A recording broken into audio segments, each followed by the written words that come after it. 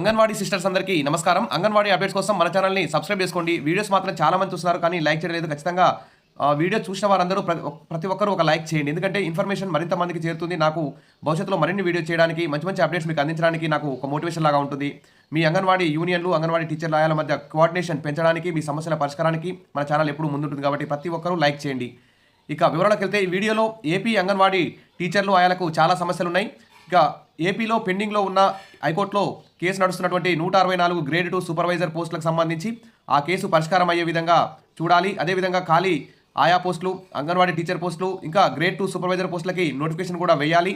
Already budget సమావేశాలు జరిగాయి, cabinet meeting 2-3 సార్లు జరిగాయి. కానీ అంగన్వాడీ టీచర్ల ఆయాలకు సంబంధించి ఎన్నికల హామీల్లో ఇచ్చిన విధంగా ఎలాంటి భరోసా అయితే ఇవ్వలేదు. ఇక్కడ చూస్తే కష్టాల్లో ఉన్నవారికి భరోసాగా యువనేత, సమస్యల పరిష్కారమే ఏకైక అజెండాగా ప్రజా దర్బార్ అంటూ ఇక్కడ న్యూస్ అయితే హైలైట్ అవుతుంది.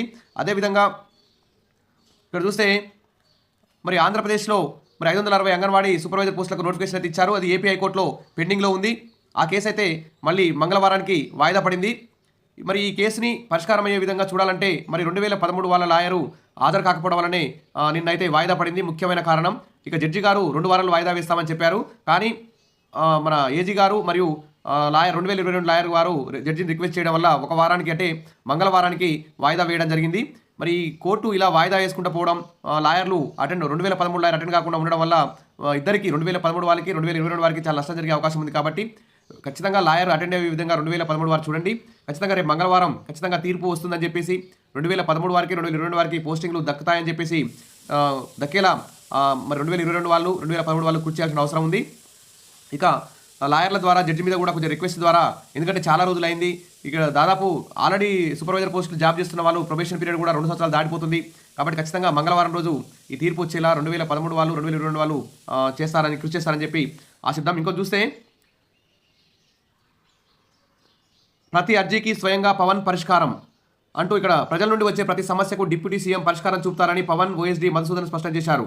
మరి ఇక్కడ చూస్తే అంగన్వాడీ 564 అది 124 పోస్టులకు సంబంధించి కూడా మరి ప్రజా దర్బార్లో నారా లోకేష్కి, తర్వాత పవన్ కళ్యాణ్ గారికి, సీఎం గారికి, ఐసీడీఎస్ మంత్రి గారికి ఈ విధంగా వినతి పత్రాలు అయితే ఇచ్చారు. కానీ మరి కష్టాల్లో ఉన్న వారికి భరోసాగా ఉంటాం, సమస్యల పరిష్కారమే ఏకైక అజెండా అని చెప్తున్నటువంటి నాయకులు మరి అంగన్వాడీ టీచర్ల ఆయాల యొక్క సమస్యలను పరిష్కరించకపోవడం చాలా అన్యాయం అని చెప్పేసి అంగన్వాడీ యూనియన్లు, అంగన్వాడీ టీచర్ల ఆయాలందరూ కూడా భావిస్తున్నారు.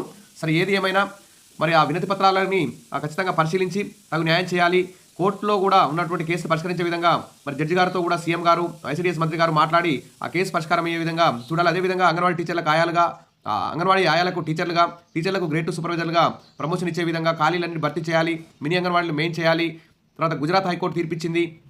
దానికి అనుగుణంగా ఈ 6 నెలల్లో మరి అంగన్వాడీ టీచర్ల ఆయాల జీతాల పెంపు కూడా మరి ఒక ప్రత్యేక విధానాన్ని, ప్రత్యేక కమిటీ వేయాలి.